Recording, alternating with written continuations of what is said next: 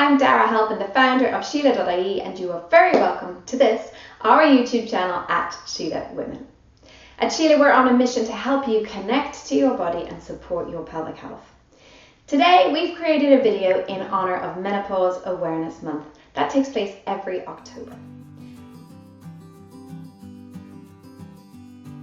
Menopause can be really confusing and intimidating for lots of people, and that's because everybody experiences menopause in a slightly different way.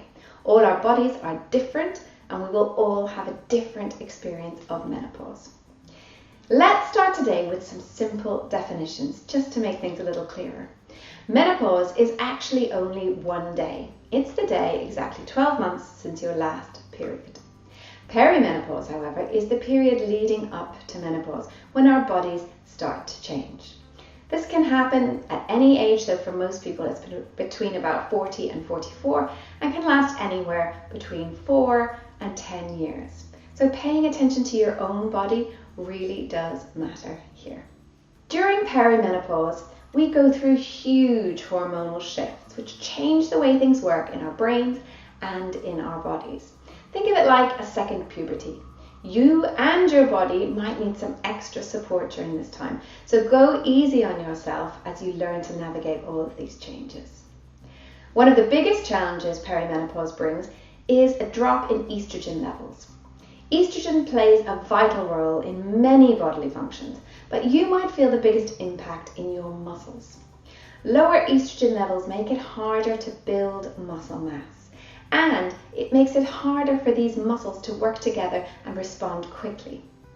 After menopause, your muscles really are in a use it or lose it situation.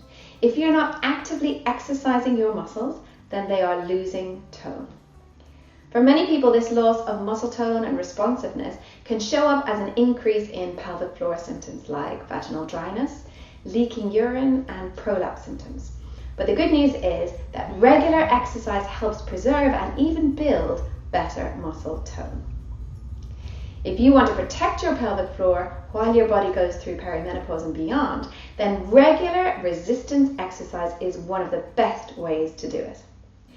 Now, the best exercises are the ones that you actually do.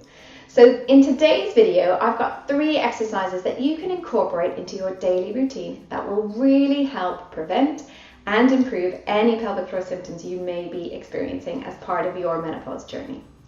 These exercises are really simple. You don't need any equipment, you can do them anywhere, and they only take a couple of minutes each.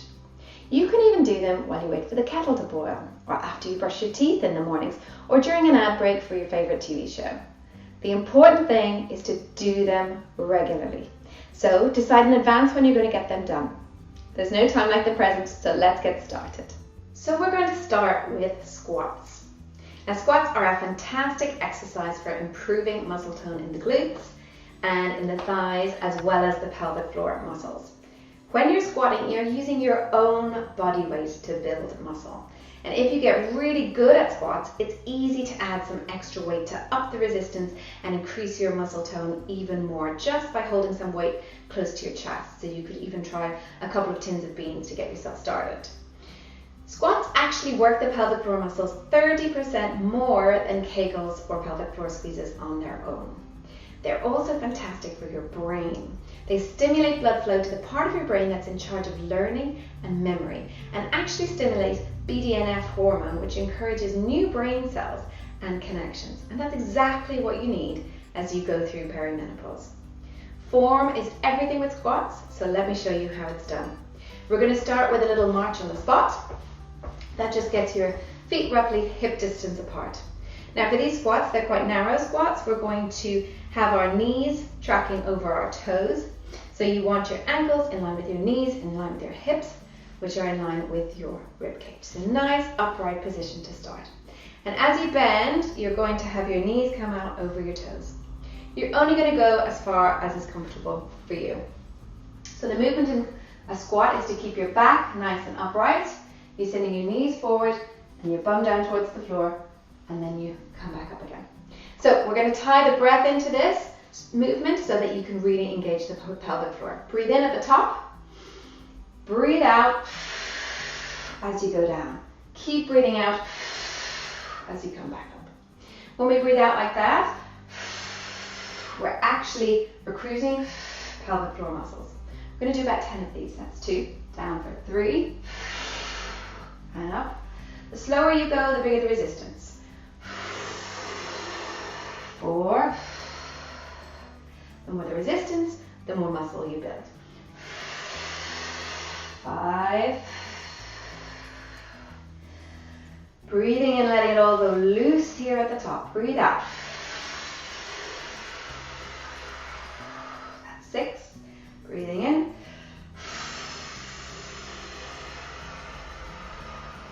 That's 7. You can give your glutes a little squeeze at the top if you like. Breathe in, let it go. Breathe out. 8. Breathing in at the top. 9. This is a nice slow speed because we're focusing on building that muscle tone. Last one. 10. Now you can put your arms in any position you like. Some people like to hold their arms in front. Some people like to keep them by their side. Whatever works for you. You can do 10 squats anytime during your day. They're a great one to do just after a meal. Nice and slow. And that little bit of exercise is actually going to help you process any sugars in your meal a bit better, so that'll lower diabetes risk as well. The next exercise I'm going to show you is a quad stretch. This is going to give you a little relief after your squats and stretch out those thigh muscles which have been working hard. This quad stretch is also a really great balancing posture. Balancing postures are fantastic for your brain and for your pelvic floor function and improving your overall posture. Practicing standing on one leg is also great for reducing your risk of falls, and that is really important as we get older.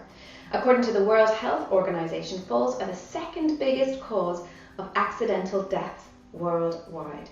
And incredibly, how long you can stand on one leg can be a powerful predictor of whether you will suffer from cancer or have a heart attack.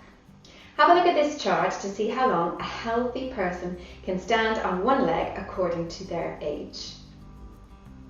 Now, we're going to go for about 40 seconds here today in our quad stretch. I have a little timer on here, but that is just something to challenge yourself for. With balancing postures, some days you're better than others. Don't judge yourself harshly. It's practicing that is the key. It's practicing that's improving the blood flow in your brain. It's practicing that's lengthening those leg muscles and getting your balance better overall. Now, your ability to stand on one leg improves the more you practice it. And you can increase the difficulty and increase the workout for your brain by closing your eyes once you get the hang of this.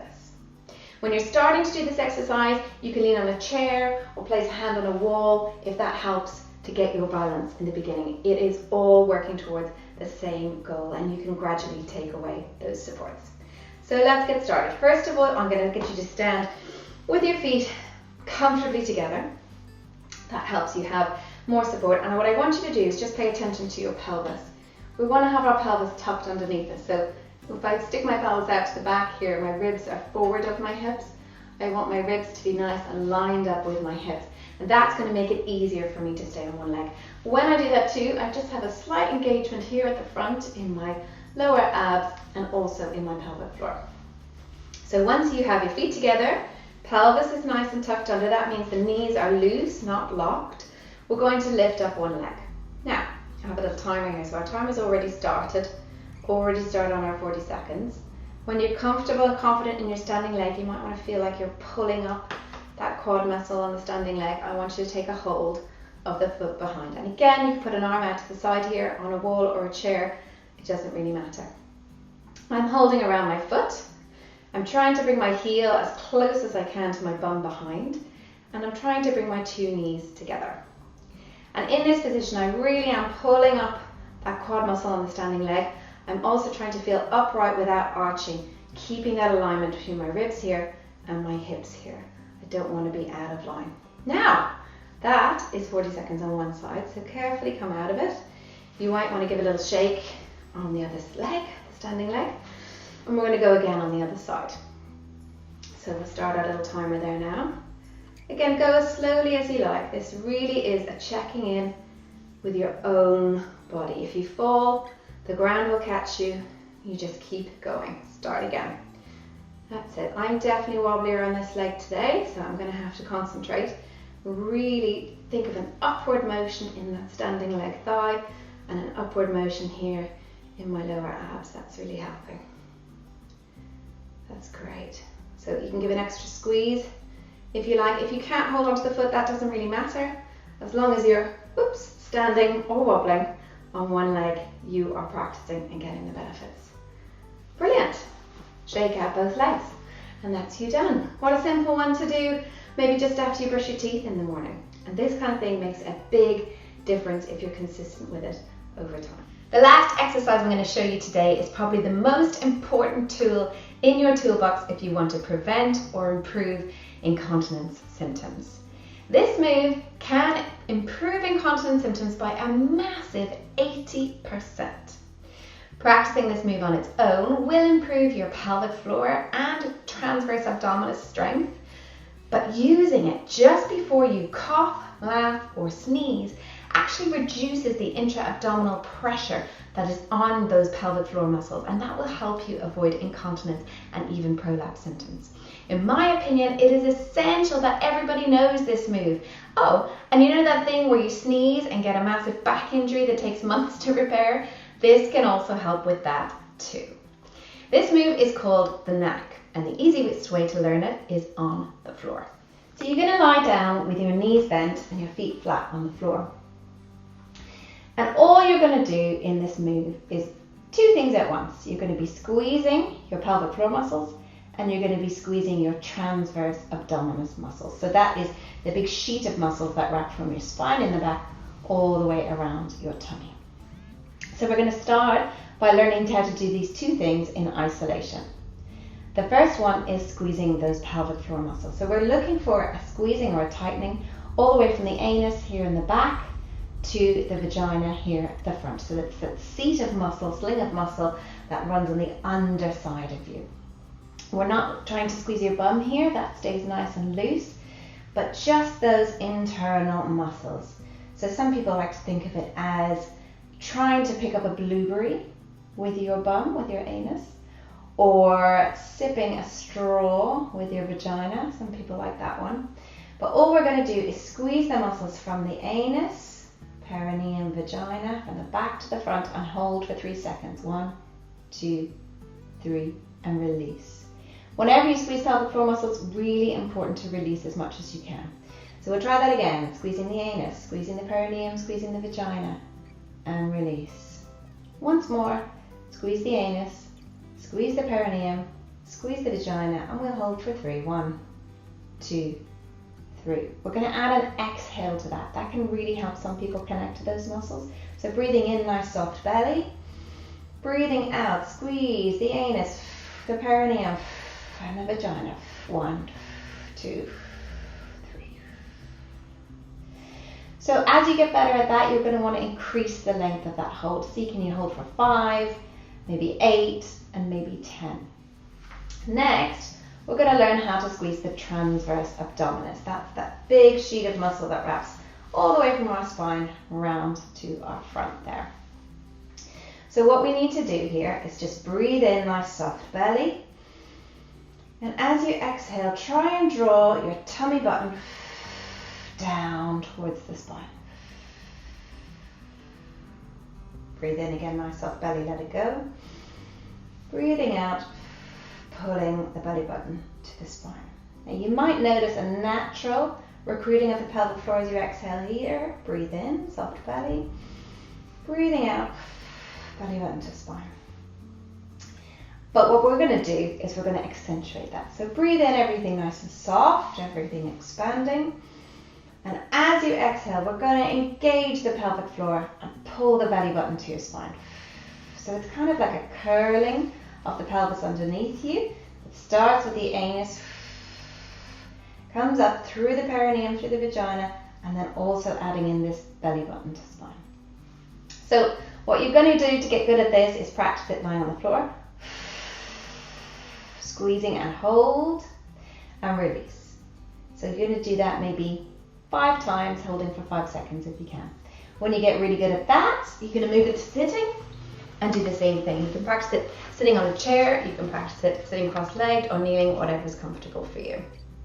And finally, you're going to practice it standing up. If you're having trouble isolating your pelvic floor muscles or feeling sure that you're squeezing them correctly, do check out our online course, the Pelvic Floor Connection. I'll put a link to that below this video. Use the neck before you cough, laugh or sneeze. Really important to engage those muscles before the increase in pressure, and you'll definitely feel the benefits for your pelvic floor muscles.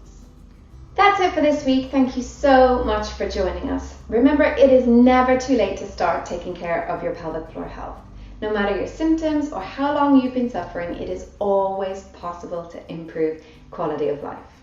If you found this video helpful, please subscribe so that you don't miss out on any more of our free resources, and do share it with anyone who you think might benefit from it too. This kind of education can make a massive difference to your daily life. If you want even more free resources like recipes and guides to pelvic floor health, check out the links in the description below this video. Thanks for watching.